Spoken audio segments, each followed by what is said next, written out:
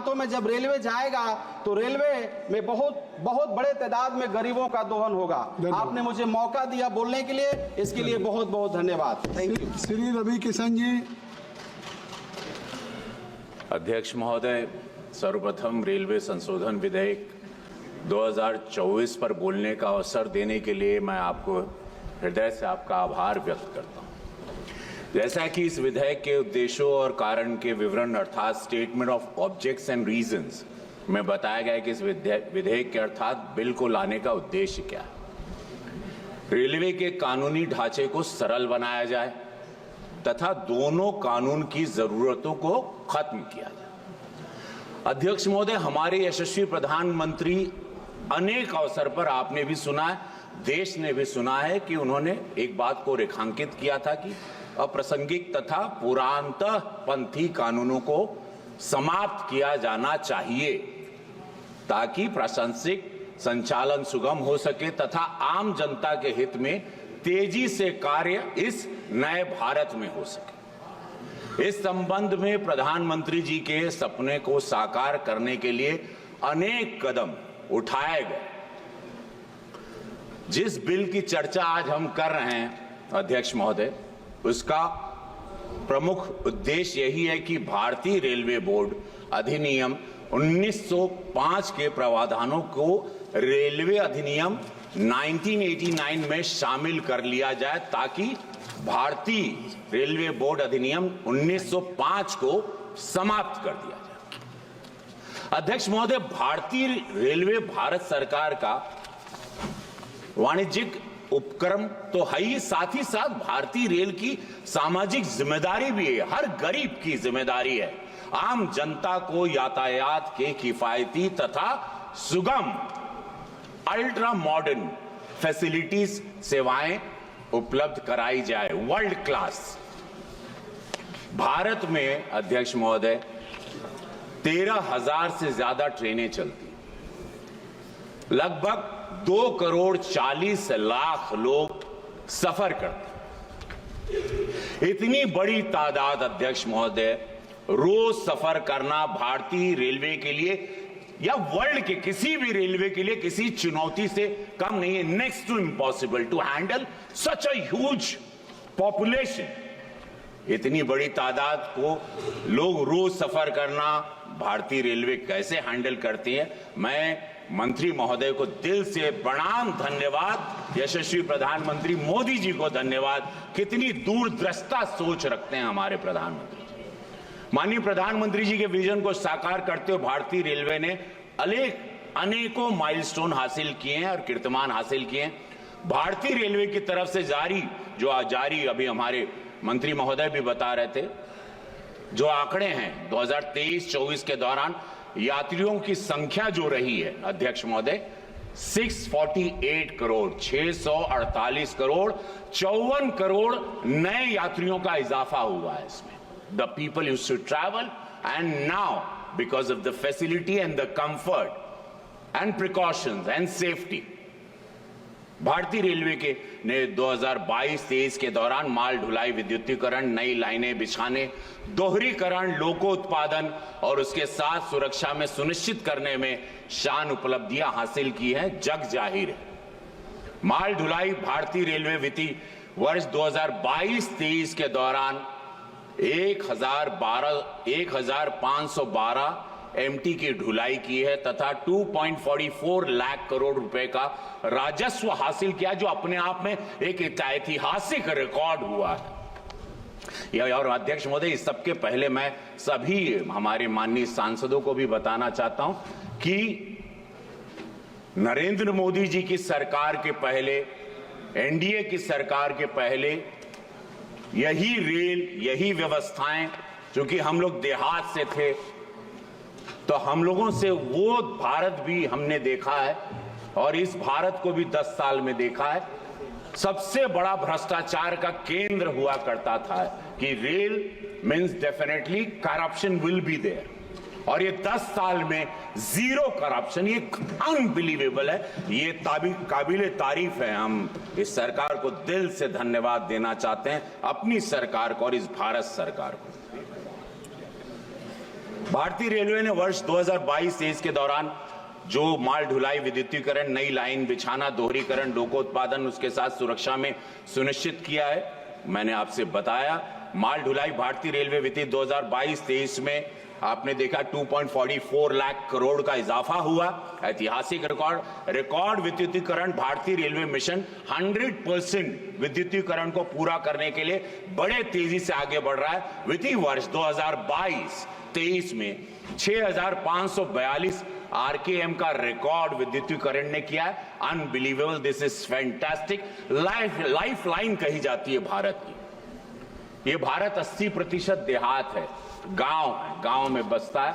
हम सब लोग भी उसी पृष्ठभूमि से आते हैं और गरीबों को, उनकी जिंदगी को आगे बढ़ाना, उनको रोजगार पहुंचाना, उनको रोजगार के अपने डेस्टिनेशन तक पहुंचाने के लिए सारे लोग मोस्टली वो रेल पर डिपेंड करते हैं। और प्रधानमंत्री जी की, रेल मंत्री जी की सोच रही है कि गरीबों को कैसे फायदा हो, गरीबों को कैसे सुविधा मिले, गरीबों की कैसे सुरक्षा हो, गरीब कैसे अफोर्ड कर पाए।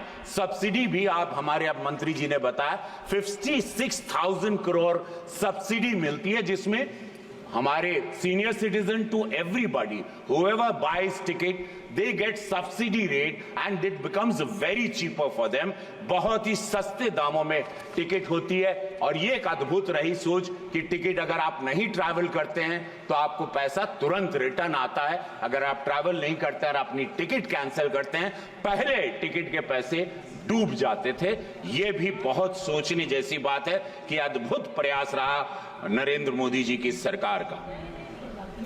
गोरखपुर से 3 ट्रैक, मैं अपने संसदीय क्षेत्र की बात कहूं, मेरी आंखों देखा है कि वहां तीसरी ट्रैक भी शुरू हो गई। चूंकि गोरखपुर एक ऐतिहासिक जगह है, गुरु गोरक्षनाथ धाम वो धरती है। 1 लाख लोग रोजाना गोरखपुर से ट्रैवल करते हैं, आना जाना उनका लगा रहता है। और वो सोच के हमारे रेल मंत्री ने, रेल मंत्रालय ने वहां पे 3rd ट्रैक शुरू कर दिया, जो कि हम वहां पर स्वयं मौजूद थे। यशस्वी प्रधानमंत्री मोदी जी भी वहां पर थे जब वंदे भारत। और मैं एक बात बताऊं महोदय जी, आपको जान के बड़ा, मैंने एक चिट्ठी लिखी थी और वो चिट्ठी लेके मैं प्रधानमंत्री मोदी जी से मिला था कि एक वंदे भारत हमको भी दीजिएगा। रेल मंत्रालय भी गया और आपको बताऊं, उन्होंने न ट्रेन दी वंदे भारत, यशस्वी प्रधानमंत्री स्वयं वहां आए, उन्होंने इसको झंडी दिखाई। अब गोरखपुर से वंदे भारत चलती है। तो एक सांसद की चिट्ठी को कितना दिल पर लेते हैं। जहां पर जरूरत होती है प्रधानमंत्री जी, रेल मंत्रालय, वहां तुरंत आप पाएंगे कि एक्टिव रहते हैं और उसको रिजल्ट ओरिएंटेड सरकार के रूप में इसीलिए जाना जाता है। तो अध्यक्ष महोदय जी, 3 ट्रैक के साथ गोरखपुर तो आगे बढ़ ही गया। नई लाइन वित्तीय 2022-23 के दौरान 5,243 किलोमीटर की नई लाइन बिछाई। रोजाना काम हो रहा है, एवरी डे। बुलेट ट्रेन के बारे में मैं बता दूं, पूरा देश जानना चाहता है, अपोजिशन हमेशा करता है कि क्या बुलेट ट्रेन पॉसिबल है। मैं उनकी जानकारी में दे दूं कि 300 किलोमीटर का ट्रैक लग चुका है बुलेट ट्रेन का। हम लोग बुलेट ट्रेन के लिए भी आगे बढ़ चुके हैं। बहुत सारे देशों से हमारी कंपनीज काम कर रही है। अल्ट्रा मॉडर्न बुलेट ट्रेन के हिसाब से मेरा देश एक विश्व स्तरीय, जो हमारे यशस्वी प्रधानमंत्री 2047 में विकसित भारत के सपने को लेके चल रहे हैं, उसमें बुलेट ट्रेन भी हमारे लिए गर्व का विषय होगा। स्वचालित सिग्नलिंग, मोस्टली आप देखते हैं कि पहले 10 साल पहले एक्सीडेंट्स बहुत कॉमन थे, दुर्घटनाएं कॉमन थी, लोगों की, आम गरीब की मृत्यु होना बहुत कॉमन थी और कोई भी सेंसिटिव तरीके से उनको लेता नहीं था। भारतीय रेलवे ने मौजूदा उच्च यातायात वाले मार्गों पर अधिक ट्रेन चलाने की लाइन क्षमता बढ़ाने के साथ स्वचालित ब्लॉक्स सिग्नलिंग कर दिया, जहां सिग्नल्स होंगे जरिए 2022-23 में 530 किलोमीटर आधुनिकीकरण हो चुका है, जहां पर सेफ्टी है, सिग्नल में ऑटोमेटिक सिग्नल्स हैं, आपके ट्रैक्स को चेक किया जाता है, आपके ट्रैक्स को ऑनलाइन चेक किया जाता है, आपके ट्रैक्स पर सीसीटीवी के द्वारा उस पर वॉच होता है। जैसे कि आप देख रहे हैं कि बहुत सारे देश विरोधी तत्व वहां पर ट्रैक पर अलग अलग आजकल वस्तु आपने देखा होगा रखते हैं, जिससे ट्रैक पर एक्सीडेंट होने के चांसेस ज्यादा दिखाई देते थे। और लोग आप देश विरोधी ताकतें भी हैं कि सरकार को कैसे क्षति पहुंचाए। तो आपने देखा होगा पिछले 2-3 महीने में ट्रैक पर कोई लोहा रख रहा है, कोई साइकिल का पहिया रख रहा है, कोई छोटे विस्फोटक चीजों को रख रहा है। ये सारी चीजें भी देखने आई। लेकिन उन सभी लोगों को बता दूं कि ऑनलाइन चेकिंग भी सीसीटीवी द्वारा हो रही है, सभी ट्रैक्स पर नजर भी रखी जा रही है। ये हमारी सरकार द्वारा, हमारे रेल मंत्रालय ने एकदम हाईटेक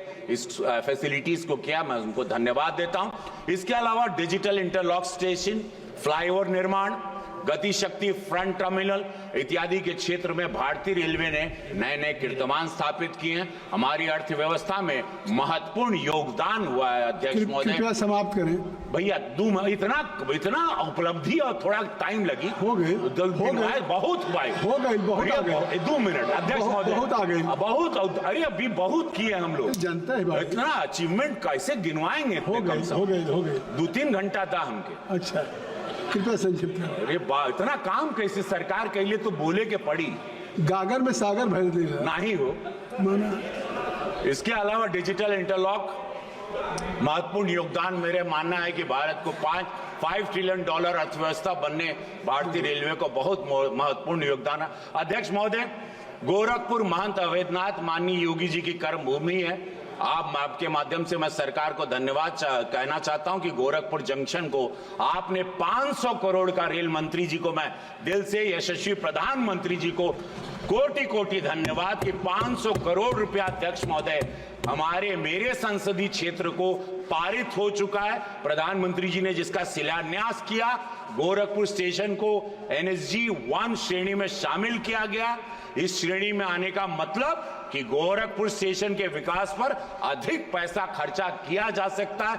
आने वाले समय में स्टेशन अपने नए स्वरूप में दिखेगा। माननीय मंत्री जी से मेरा अनुरोध है कि रेलवे की खाली पड़ी जमीनों पर पैनल लगाया जाए, इससे इंक्रोचमेंट जो सब लोग जो कब्जा करते हैं उस और सरकार को राज्य। 1 मिनट बस हो गई 1300 स्टेशन को अमृत भारत बनाने के लिए प्रधानमंत्री मोदी जी, रेल मंत्रालय के धन्यवाद।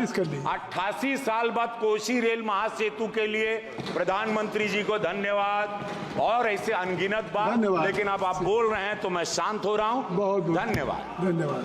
माननीय अधिष्ठाता महोदय,